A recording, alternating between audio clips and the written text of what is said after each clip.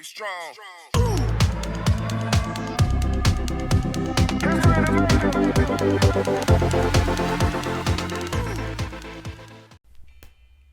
Brojutsu!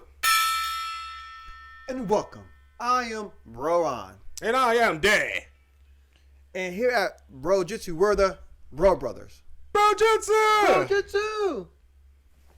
So, today we're going to be reviewing one of our Titans. favorite TV shows. Titans. Titans. OMG to the first 3 episodes. This one we're going to be talking about episode 1. We're going to break it down into Season 3 episodes. 3, episode 1. Yes, and spoiler alert. Yeah, there are going to be some spoilers. Hey, my family ruined it for me when I was trying to watch it. They were like, hey, this happened right now. And I'm like, bro, Same. I'm barely watching it. Like, how did you watch it already? It didn't even come out till midnight. I had the East Coast time. Right? So let's go ahead and start this off. So first we have Jason Todd, right? Yeah, so let's talk about the Okay. opening scene with you. I am more of a Marvel fan.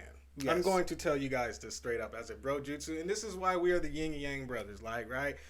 I'm Marvel, he's DC. So All day. anything he can tell you about DC, I'm gonna let my mans over here tell you about the DC, right? Love it. And when it comes to Marvel, he gonna ask me all the questions because I All got day. all the answers. I don't have none. But Got some. but when it comes to Titans, I'm learning because one thing I love about DC is that they stay true to the comics in a sense, but at the same time, they tweak little things here and there. Yeah, they make it their own. Yeah. So with this one, it started off with Jason Todd defying Batman, Bruce Wayne, who was played by the guy that was on Game of Thrones. Yes. We're not too fond of the casting, but it's what it is.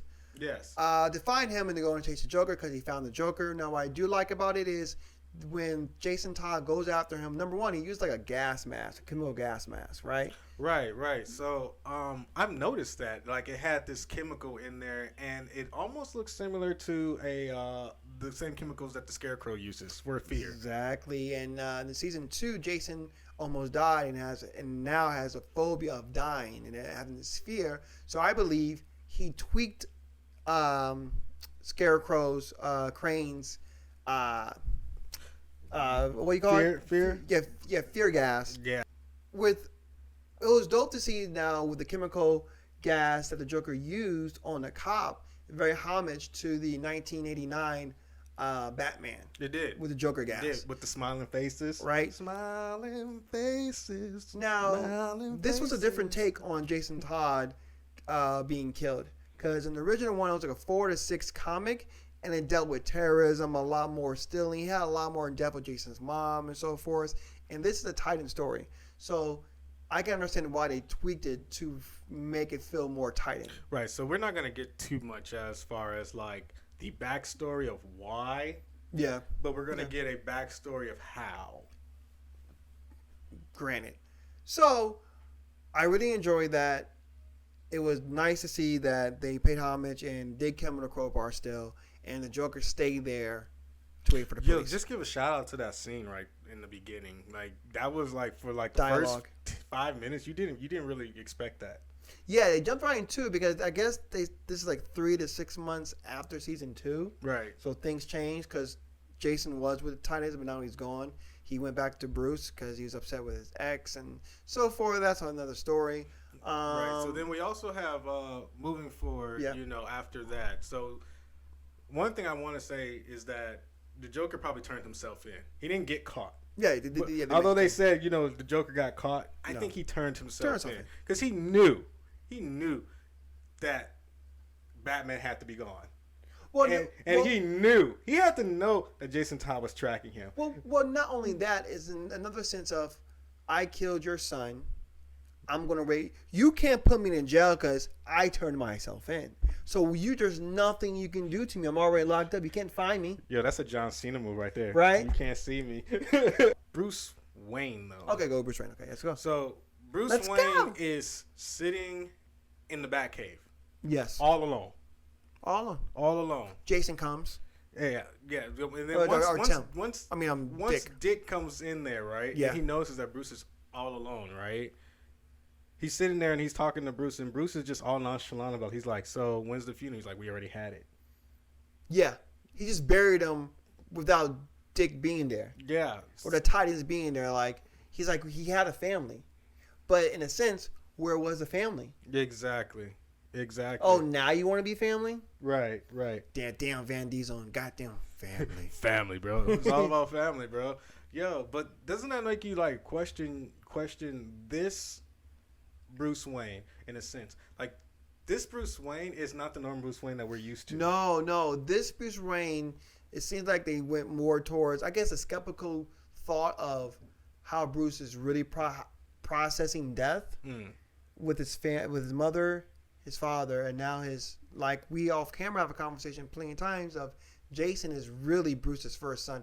Dick was like a little brother or a cousin. Younger cousin. More like a little brother. Yeah, right. Yeah. You know, like your mom had your brother maybe when you were like 15. Yeah, something like that, right? Yes. You know, you're already grown damn near, but you're like, hey, you know, it is. Yeah, what you're it my is. little brother, but Yeah. I look out for you, but you're my little brother. Yeah, you know, we're not equal, but you know, I love you like a brother. Yeah. Versus Jason was I love you like a son. But this Batman though is like he had to be like 20 when this Dick was born. Yeah. He had to be already in his 20s. I think that they said, like, not even didn't touch upon it, but yeah, on this version, it seems like there's a 20-year gap between Dick and Bruce, which is a huge gap because it's normally like a 15, 12. Yeah, between a 12 to 15 year gap. But yeah, that's either here or there, right? So you really see how he's unwilling to process this. So Dick goes to Barbara and tells Barbara, hey, we need to talk to him to process this. Oh my God, that scene of Bruce and Dick and Barbara talking was so great. We got so much information. We know Alfred's dead now, right? Jim Gordon's dead by Mr. Freeze. Barbara didn't hold back. She's like, I chose to pull on the cow, so that's on me. But you brought him, Dick, into it and messed up his whole mindset. You got Jason killed. Like, stop with the Robins. Right. And I think what she kind of failed to realize is that in the beginning of Gotham, and we don't really have too much of this backstory, but in the beginning of Gotham, it was constant war. Yeah, it was. And what he even told her is that your father understood how to communicate, and your father understood the sacrifices for war. Yeah. You know, and these criminals out there, it's all about the souls of Gotham. Yes, it is. It really is. And you nail it on the head. And she's a young commissioner. Nightwing's young as being its own man. So their mindset is, oh, you guys are the problem. You're the reason why this is everything here. I think but fair to realize. You're right. You're absolutely right. I think it goes like millennials, versus like the old school people who are like in the office right now. Yeah, the baby boomers. Yeah, like you don't realize what our times, what we had to do to survive. Right. But at the same time, because you and I, we come out of that Generation X. Yeah. We understand what the boomers are going through. Yeah. But the millennials right here, they're like, that's just wrong, and you're an a-hole. Right. And it's all your fault. And yes, there are things we can do better now, but there's only certain things you can do back then. Right. Because, like you said, you're still in the mindset of war. He's never left. He never, exactly, he never leave, but he's never going to leave. Yeah, and to me, that also lets me know that in his mind, Alfred is still there. Yes. Jason Todd is still there. All their deaths. Gordon is still there. All their deaths are sacrifices for the bigger cause. Yeah, for the bigger cause. And that's how he's justifying Jason's death. Yeah. That it was... Because when he did rebel, so it does fall on him, but he did it to stop. I mean, and think about it. He really did to stop a psycho killer. Right. So it wasn't like he's going looking for trouble. It was more so of a, we can catch him. We've been looking for him. I can get him. Just believe in me. Right. But you're not ready. And that's what it was. It's like you wanted to do it as soon as you could, and that's the impatience of a young buck. You know, Batman understands that the Joker is going to get caught. Yeah. That's why he's not in a hurry to get back. Yeah. He understands he's going to kill. He understands that whoever let him out in Gotham, right, there is going to happen again. And when it comes to Jason Todd, he's like, I don't want this to happen anymore. Exactly. I'm tired of war. Exactly. Let's end this, because if we end it with him, we can end it with everyone else. And But that's not the mindset to have. And then the mindset in Batman is like, there's Justice always going to be first. somebody. Yeah, exactly. There's always going to be somebody next. We got to do justice first. Yeah. So let us know what you guys think in that first episode. So in this episode, after that, Dick Grayson goes ahead and finds Jason Todd's warehouse where he's doing all the chemicals where he made it. Cause he's trying to figure out what drove Jason to do this, because he feels it's kind of out of character, right? Right. And then he finds out that Bruce Wayne, is trying to find other Robins, and he spoiler alert. Spoilers. We got foreshadowing for Stephanie Brown, Carrie Kelly, Daxon Chill, and Duke Thomas.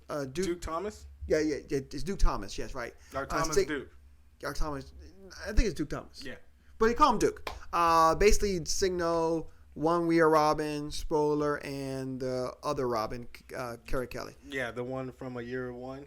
No, Batman Returns. Batman Returns, exactly. So that was great. The homage and the dialogue between him and Dick and Bruce was really great. Like, you showed the brokenness of Bruce Wayne being like, OMG, like, I need you. Like, I need something. I'm alone. But Dick not realizing he's crying out for help. It was a cry out for help. And I love how he asked him. He's like, do you want to be Robin? He's like, and Dick stopped and he was trying to process, like, wait, what do you mean? What did you just ask me, bro? Yeah, like, are you trying to tell me to come back? And that's not it. It was you're not getting, Jason's dead. It's not about, you don't need a Robin. Like, you need to stop this. No, but I think though what Bruce Wayne was trying to say was like, you were my Robin. Yeah, exactly. Like, to me, you're always going to be Robin. Yeah. And because you left so abruptly, I was forced to have to seek out, because I got comfortable with having you around. Yes. Having you around, I'm not lonely, and keep me on my toes. Keep me on my. Yeah, exactly. You stop me from doing things that I don't want to do. Because I will be a better example. I think you mentioned it when we were speaking off topic. Like, you said that this could be the continuation of the Adam West. Yes. Batman. Yep. Which will make a lot of sense, because in season 2 he did like a dance with some girls that was very homage towards the Adam West Batman. A dance with some girls, because it's pretty funny and dorky. Yeah, that one. That's the one. They recreated that. Yeah. And, just not in Batsuit. So it was great. The dialogue was great. Then next thing you know, he comes in. Batman goes and actually kills the Joker. Now, do I believe he's dead?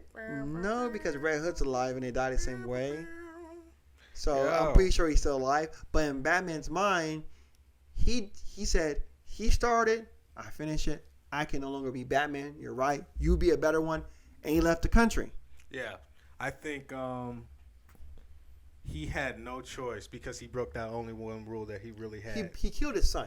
Yeah. Yeah. And when it's like one of those... He finally processed what Joker had done. But at the same time, I think that they pushed him to the point where it was like, either you do something about it or that's it. Like how can you live with yourself if you don't do something about it? Exactly. Like, he's still running the streets. Like, why? Yeah, and even though he's like Batman, like you said earlier, Batman's all about justice. All about the mission. Let the society, choose and pick, what they want to do with him. I just capture the guys. Exactly. It's all about But this is the first time it really affected him. He got affected by it. Yeah, Joker. He became Judge Dredd, yo. No, he did. He did. No, actually, there's a villain called Judge. Yeah, there is a villain called Judge in Gotham but he became DC. Like Super Judge Dredd with it. Like, I Judge, am the law. No, his name's Executioner. There's a villain called Executioner in Gotham, and that's who basically Bruce Wayne became. He just executed Joker. So we got a cliffhanger. That was great. I liked it. That was basically what really episode 1 was about. Focus heavily on the Bat family. Yeah, we are going to speak on the actual Titans in our next episode. Yep. This one we just want to touch on, the Robins, and we want to touch on the Robin and the Batman dynamic. So, hey, let us know if you like this episode. Comment down below. Comment, subscribe, and share this video with your friends. Yep. And hey, everybody, let us know how you, like you said, let us know what you guys thought about the video on the first episode. Yeah. Put your comments down below. Once again, you know what it is. I am Day, and I am Broron, and this is Bro Jitsu.